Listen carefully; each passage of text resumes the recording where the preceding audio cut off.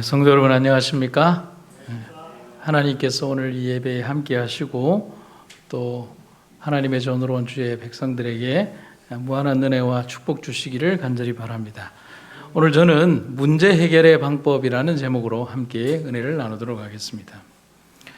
삶을 살다 보면 다양한 문제들을 마주하게 됩니다. 그 문제들을 우리는 어떻게 해결하며 살아가고 계십니까? 그리고 문제가 해결되고 난 이후에 우리는 우리를 고통스럽게 한 그 모든 원인을 어떻게 다루고 있습니까? 성경은 아주 간단하게 이 모든 문제에 대한 답을 이렇게 말해주고 있습니다. 같이 읽어볼까요? 너의 행사를 여호와께 맡기라. 그리하면 네가 경영하는 것이 이루어지리라. 너의 행사를 여호와께 맡기라. 그리하면 네가 경영하는 것이 이루어지리라. 아멘. 그리스도인에게는 복잡한 방식의 문제 해결이 필요 없습니다. 이미 답이 나와 있고 그 모든 방정식에 대한 어떤 원리가 다 나와 있습니다. 모든 문제의 해결점에는 바로 맡김이라는 가장 확실하고 정확하고 가장 신뢰할 수 있는 방법이 있기 때문에 그런 겁니다. 삶을 살아오면서 우리가 예수님에게 맡겨서 실패한 적이 있습니까? 우리가 예수님에게 맡겨서 실패했다면 하나님에게 문제가 있는 겁니다. 하지만 우리가 예수님에게 맡겨서 실패한 적은 단 한 번도 없고 역사 이래로 없습니다. 아니, 맡기지 않아서 고통스러운 적은 없었습니까? 우리가 기억해야 될 것은 맡기고 난 이후에 찾아오는 참된 평안과 안식을 잊지 말아야 합니다. 맡기지 못했을 때 삶은 언제나 불안합니다. 하지만 맡기고 난 이후에는 모든 문제의 고통에서 혹은 감정적인 지배와 고통에서 벗어날 수 있는 것입니다. 오늘 그 문제 해결의 방법을 잠깐 생각해 보고자 합니다. 첫 번째는 문제에 봉착하면 항상 처음으로 돌아가십시오. 우리 교회에서 방송을 송출하다 보면 항상 문제가 발생을 합니다. 자주. 그런 때 제게 질문을 합니다. 목사님, 이런 때 어떻게 해야 합니까? 그런 질문을 받으면 거의 대부분 제가 하는 대답이 있습니다. 컴퓨터를 껐다가 키세요 라고 말입니다. 그렇게 하면 문제의 거의 대부분이 해결이 됩니다. 제가 해결하는 게 아니죠. 컴퓨터를 껐다가 다시 리부트하는 것입니다. 방송이 갑자기 안 될 때 뒤에서 뭔가 제가 멋있게 뭘 하는 것 같지만 하나도 하는 거 없습니다. 그냥 껐다가 켜는 겁니다. 우리 전도사가 일을 배우려고 막 열심히 하지만 결국은 뭐냐면 제가 저기 있는 전원 몇 개를 껐다가 조금 있다가 다시 켜는 것밖에 없습니다. 결국 컴퓨터를 꼈다 켜든지 아니면 저기에 있는 여러 가지 장비들에 연결되어 있는 전원을 껐다가 켜는 것, 그 행동이 거의 대부분입니다. 실제로 제가 일어난 문제가 무엇인지 그리고 어떻게 해결해야 할지를 알 수 없습니다. 왜냐하면 우리는 컴퓨터를 그냥 사용하는 사람일 뿐이지 만든 사람이 아니거든요. 그리고 그 기계의 진짜 메커니즘이 무엇인지 그리고 시스템과 프로그램을 정확히 알고 쓰는 게 아니라 잘 짜여진 그것에 따라서 그냥 배열한 것을 쓰는 것일 뿐이지 우리가 그게 만든 사람이 아니기 때문입니다. 그래서 제가 오래 붙들고 있는다고 해서 해결되지 않습니다. 그때 가장 좋은 방법은 내가 해결하려 하기보다는 리셋, 곧 처음으로 되돌리는 겁니다. 처음이란 문제가 일어나기 이전의 상태를 말하는 것입니다. 그래서 여러분들이 가지고 있는 휴대폰도 아주 큰 문제가 생기거나 혹은 바이러스에 감염이 됐다거나 해킹이 되었을 때 그걸 해결하려고 아무리 해도 되지 않습니다. 그때는 과감하게 이 컴퓨터를 공장 초기화라고 하는 것으로 해서 원래의 공장에서 출하될 때의 상태로 되돌려버리면 모든 문제가 해결이 됩니다. 영적으로 한다면 하나님에게로 빨리 돌아가라는 것입니다. 이것을 제가 4개의 문장으로 짧게 말씀드리면 기도하는 겁니다. 회개하는 겁니다. 맡기는 겁니다. 전적으로 포기하는 겁니다. 다시 한번 말씀드릴까요? 기도하는 겁니다. 회개하는 겁니다. 맡기는 겁니다. 전적으로 포기하는 겁니다. 회개는 자신에게서 그리스도께로 돌아가는 것이다. 여러분 아멘입니까? 너무 명료하잖아요. 회개는 자신에게서 그리스도에게로 돌아가는 것이다. 그리하여 우리가 그리스도를 받아들여 믿음으로 그리스도께서 우리 안에 거하시게 될 때 그때 선한 업적이 나타나게 될 것이다. 여러분, 그런데 한 가지 문제가 있어요. 처음으로 돌아간다는 것은 상당히 고통스러운 선택이 될 수도 있습니다. 하지만 문제 해결의 가장 빠른 지름길이 된다는 사실을 우리는 기억해야 됩니다. 우리가 어딘가를 향해 갈 때 목적지를 잘 못 알고 상당히 갈 수 있습니다. 그때 대부분 잘못된 거기에서 어떻게 해보려고 합니다. 이 골목길로도 가고 저 골목길로도 가고 이렇게도 해보고 저렇게도 해보고 합니다. 그런데 제일 빨리 손실을 줄이는 제일 쉬운 방법은 문제가 발생한 그 부분으로 빨리 돌아가서 새롭게 길을 출발하면 가장 빠른 선택이 됩니다. 그런데 손해라는 생각이 강해서 대부분의 운전자들이 그렇게 하지 않습니다. 결국은 상당한 시간과 감정을 소비한 다음에 아주 늦게 목적지에 도착하게 됩니다. 저를 포함해서 남자들 대부분이 그렇습니다. 어떻게든지 거기에서 해결해 보려고 하지만 결국은 이 방법 저 방법을 쓰다가 안 되면 이 핸들을 돌려서 원래의 잘못되었던 방향의 원지점으로 돌아와서 다시 출발하게 되는 겁니다. 그런데 영적인 문제는 그렇게 지체해서는 안 됩니다.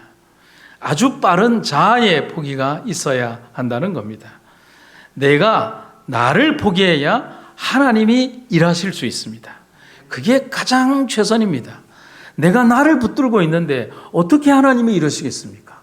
내가 어떻게든지 해결하려고 하는데 하나님이 어떻게 일하시겠습니까? 내가 해결할 수 있다고 하는데 하나님이 어떻게 개입하시겠습니까? 내가 빨리 나를 포기해야 하나님이 개입하신다는 사실입니다. 하나님을 위하여 모든 것을 포기하는 마음의 자세를 신령하신 바위 위에 떨어져 부서지는 것으로 상징하였다. 그러므로 주님을 위하여 모든 것을 포기하라. 우리들이 부서지지 않는 한 우리들은 무가치한 자들이 될 것이다. 스스로 그런 선택을 할 때 주시는 축복을 이렇게 기록을 하고 있습니다. 날마다 하나님을 위하여 일하는 자는 반드시 자아 포기가 무엇을 의미하는지 배워야 한다. 그는 하나님의 말씀을 연구하여 그 의미를 배우고 그 교훈을 순종해야 한다. 이렇게 함으로써 그는 탁월한 그리스도인의 표준에 도달할 수가 있다. 날마다 하나님께서는 그와 함께 역사하신다. 그리하여 최후의 시련에 대해 설 수 있는 품성을 완성시키신다. 그리고 또한 믿는 자는 날마다 사람들과 천사들 앞에서 숭고한 실험을 해내고 있다 했습니다. 성도 여러분, 우리가 삶에서 문제를 만난다면, 그리고 다가오는 그 시험과 문제 때문에 고통스럽다면, 더더군다나 내가 그 문제를 해결할 능력이 없음을 안다면 즉시 리셋 버튼, 그리고 즉시 자기를 포기하고 하나님께로 달려가십시오. 그것만이 가장 문제 해결의 빠른 해결점이라고 하는 사실입니다. 그리고 가장 빠른 방법이자 가장 확실한 방법이라는 사실입니다. 그래서 시편 55편 22절에 있는 말씀을 다시 한번 읽도록 하겠습니다. 내 짐을 여호와께 맡기라. 그가 너를 뭐 하시고? 붙드시고 의인의 요동함을 영원히 허락하지 아니하시리로다. 아멘. 두 번째는 그런데 문제의 원인을 알아야 합니다. 제가 방송 이야기를 다시 하게 됩니다. 방송실은 항상 문제를 안고 있습니다. 생방송이라는 문제 앞에 당면하는 기계적인 문제들이 항상 발생을 합니다. 그런데 복잡하게 얽힌 많은 케이블과 연결 라인의 장비들이 있습니다. 지금 적어도 여기에 보면 수십 개의 라인들이 연결되어 있습니다. 문제는 여기에서 하나만 이상해져도 방송에 문제가 생긴다는 것입니다. 여러분, 제가 여러분들에게 꼭 드리고 싶은 말씀이 있습니다. 그때 문제가 생길 때 가장 좋은 방법은 문제를 넓게 보는 것이 아니라 좁게 보아야 문제의 원인을 알 수 있습니다. 다시 한번 말씀드릴까요? 넓게 보지 말고 어떻게 하라? 좁혀서 보라는 것입니다. 예를 들면 스피커에서 잡음이 납니다. 그러면 방송에서는 엄청난 잡음이 나서 들을 수가 없습니다. 어떻게 얘기를 해야 될까요? 우리 최준호 집사님, 어떻게 얘기를 하면 좋을까요? 이 문제의 원인을 잡는데 굉장히 어려움을 겪습니다. 하지만 원인을 판단하는 가장 좋고 빠른 방법이 있습니다. 그것은 모든 선을 다 빼고 하나씩 연결하는 겁니다. 우리 교회 앰프에는 16개의 라인이 있습니다. 16개의 소리를 내게 만드는 라인을 1번 마이크, 2번 마이크, 3번 마이크, 4번 마이크, 5번 마이크, 6번 마이크, 무선 마이크 6개의 라인이 연결되어 있고 피아노 단자가 들어가 있고요. 컴퓨터 단자가 또 들어가 있고 이 단자가 또 들어가 있습니다. 그 16개의 소리를 내는 모든 라인을 오프시킨 다음에 하나씩 연결하며 소음을 측정하는 것입니다. 1번을 연결했는데 소음이 안 납니다. 그러면 1번 라인은 괜찮은 거예요. 2번을 연결했는데 소음이 안 납니다. 그러면 괜찮은 거예요.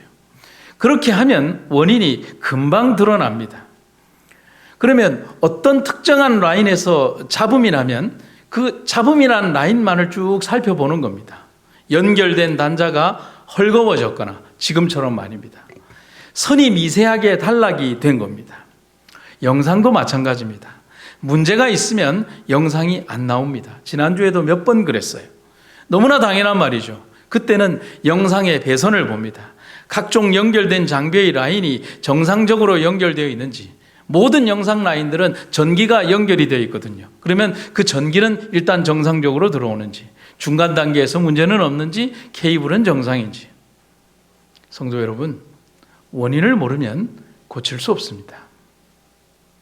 병원에 오면 엑스레이를 찍고 피를 뽑고 CT를 찍는 이유가 그것입니다. 아무리 의사 박사라도 몸 안의 이상을 알 수가 없기 때문입니다. 아주 고대의 화타가 와도 엑스레이는 찍어야 합니다. 몸 안의 문제를 알아야 약을 처방할 수 있는 것입니다. 몇 년 전에 가슴 쪽이 너무 아파서 견디지를 못하고 있는데 참다가 양치질을 하다가 악소리와 함께 제가 욕실 바닥에 주저앉았습니다. 엑스레이를 찍었는데 우리 의사 선생님이 정상인데요 라고 하는 겁니다. 여러분, 아픈데 정상이라고 하면 얼마나 더 겁이 납니까? 그래서 제가 너무 아픕니다 라고 얘기를 하니까, 그러면 이상하니까 다시 측면으로 찍었지만 측면을 더 정밀하게 돌려가면서 더 세밀하게 찍었습니다. 갈비뼈가 금이 간 겁니다. 그리고 금이 간 상태에서 제가 오래 있다 보니까 그게 이렇게 위골이 된 겁니다. 그러니 아침에 양치를 하다가 이게 위골이 된 상태가 조금 잘못되니까 악하고 제가 주저앉은 겁니다. 아마도 어딘가에 부딪힌 모양입니다. 그래서 우리 의사 선생님이 제게, 우리 과장님이 제게 어디에 부딪히셨나요? 그래서 제가 우스갯소리로 아마 집사람한테 맞은 모양입니다 라고 그렇게 얘기를 하면서 웃었던 적이 있습니다. 어딘가에 막 심하게 부딪혔는데 알 수는 없는 거죠. 그때부터 치료가 시작이 되었습니다. 압박붕대를 하고 잠을 자는 것에서부터 일상생활에 이르기까지 정기적인 치료가 병행이 되었습니다. 그렇게 뼈에서 진액이 나와서 서로 위골되었던 뼈가 서로 붙을 때까지 수주간의 과정이 필요했습니다. 그렇게 원인이 나와야 그에 맞는 치료가 병행이 되는 것입니다. 영적인 문제도 똑같습니다. 원인을 알고 그 문제를 주님께 정확히 내어놓아야 합니다. 여러분, 이런 기도는 안 돼요. 하나님 다 아시지요? 제가 말 안 해도 하나님 다 아시지요? 왜 우리가 구체적으로 하나님 앞에 우리의 죄과를 아뢰느냐 하면 그것에 대한 부끄러움을 알아야 한다는 것입니다. 하나님께서는 내가 말하지 않아도 다 압니다. 그럼에도 불구하고 우리는 감사를 얘기하고 또 주신 것에 대하여 얘기하고 또 우리가 받을 것에 대하여 하나님께 얘기합니다. 그리고 우리의 회개도 마찬가지입니다. 우리가 가지고 있는 영적 질병에 대하여 그 어떤 인간이 아니라 하나님 앞에 나의 모든 것들을 아뢰어놓고 빈 마음으로 하나님께서 내게 역사하시도록 다 아뢰어야 하는 것입니다. 여러분, 여기에 야곱의 이야기를 한번 보십시오. 야곱이 이에 자기 집안 사람과 자기와 함께한 모든 자에게 이르되 너희 중에 있는 이방 신상들을 버리고 자신을 정결하게 하고 너희들의 의복을 바꾸어 입어라. 우리가 일어나 베델로 올라가자. 내 환난 날에 내게 응답하시며 내가 가는 길에서 나와 함께 하신 하나님께 내가 거기서 제단을 쌓으려 하노라 하매. 야곱은 귀향하고 있습니다. 그런데 너무 많은 문제를 아는 채 귀향하고 있습니다. 그에게는 집으로 돌아가고 있지만 걱정이 너무 많았습니다. 이 많은 식구들과 식속들과 짐승들이 있는데, 그래서 장인의 집을 도망치듯 나오기는 했지만 돌아가는 여정이 만만치 않습니다. 이 정도 식솔들을 이끌고 양떼를 이끌고 오면 환영받아야 하는데, 형 에서가 수십 년간의 원수를 갚겠다고 군대를 이끌고 그를 치러 오는 것입니다. 그런데 여기에서 우리는 문제의 원인을 에서의 군대라고 생각하면 안 됩니다. 야곱의 진짜 문제는 외부가 아니라 내부였습니다. 모든 우리가 당면하는 영적 문제도 외부에 있다고 생각하지 마십시오. 내가 바라보는 그 누군가에게 영적 문제가 있다라고 생각하면 안 됩니다. 모든 영적 문제는 나에게서 있습니다. 죽일 듯이 달려드는 에서의 군대가 아니라 여전히 정리하지 못한 가족 속 우상숭배였습니다. 그까짓 에서의 군대는 하나님의 숨기운으로도 잠재울 수 있습니다.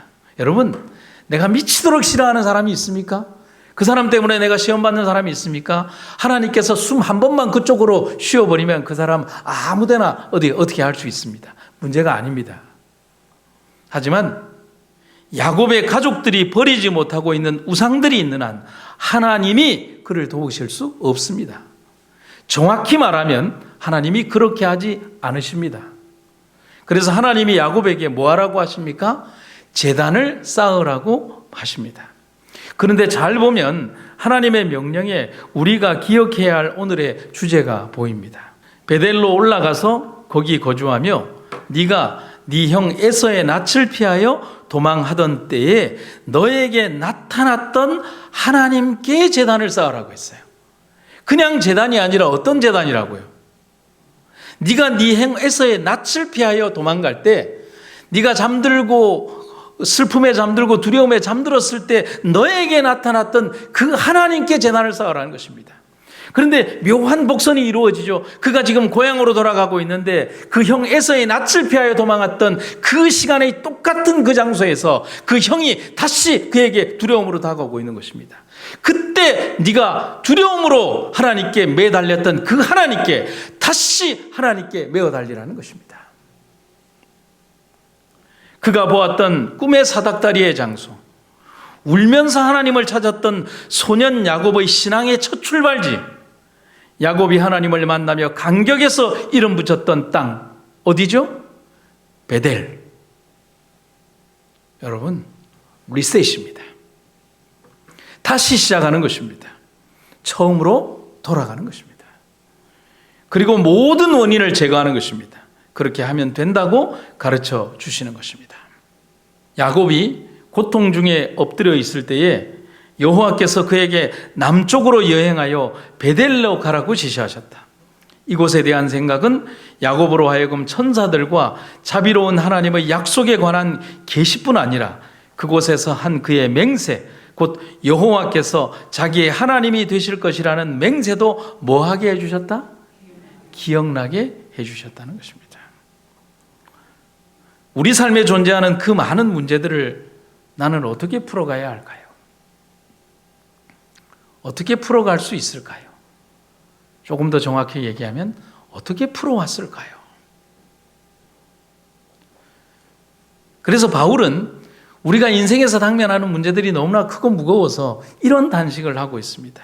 우리가 육신이라는 이 천막집에 사는 동안 무거운 짐을 지고 탄식하고 있습니다. 바울의 이 표현이 너무 절묘했어요. 그의 말처럼 삶은 무거운 짐입니다. 벗어날래야 벗어날 수 없습니다. 짐을 내려놓으면 또 무거운 짐이, 또 다른 무거운 짐이, 더 크고 무거운 짐이, 들기 어려운 짐이 기다리고 있습니다. 하지만 바울의 격려는 고린도후서 5장 4절에 끝나지 않고 이어지고 있습니다. 그리고 그 뒤에 이어지는 그 말이 정답이 되고 있습니다.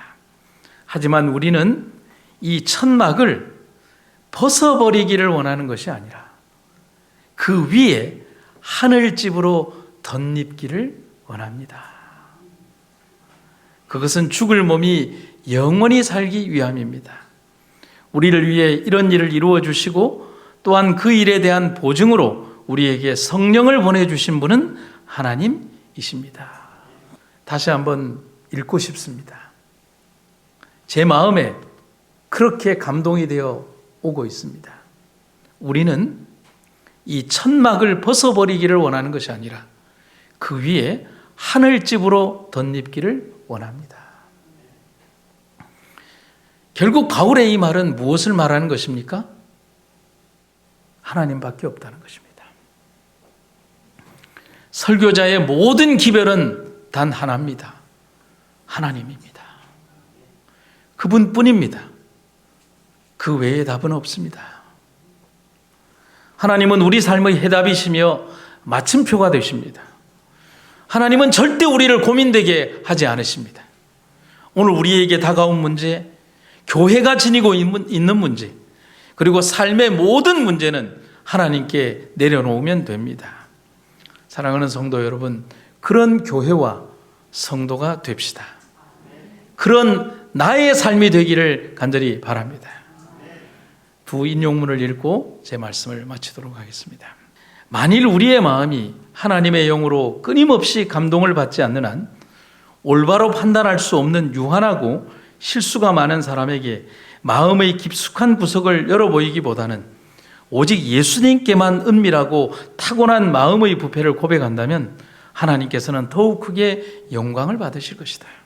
하나님은 마음, 곧 심령의 모든 비밀까지도 아신다.